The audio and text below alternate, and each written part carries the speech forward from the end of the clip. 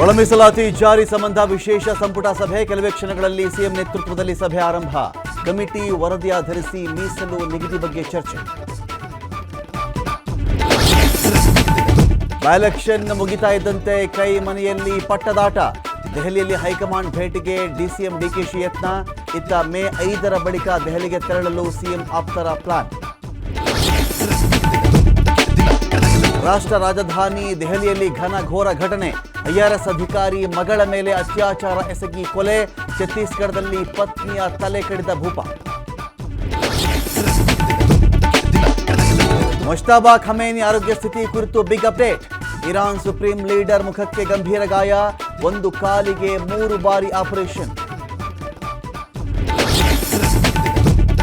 America Iran ನಡುವೆ ನಿಲ್ಲದ ಹೊರ್ಮುಜ್ ಕದನ. ಜಲಸಂಧಿಯನ್ನ ಸಂಪೂರ್ಣವಾಗಿ ಮುಚ್ಚಿದ್ದೇವೆ ಎಂದ ಟ್ರಂಪ್. ಯುದ್ಧ ಬಯಸಿದ್ರೆ ನಾವು ಹೋರಾಡ್ತೇವೆ ಎಂದ ಇರಾನ್.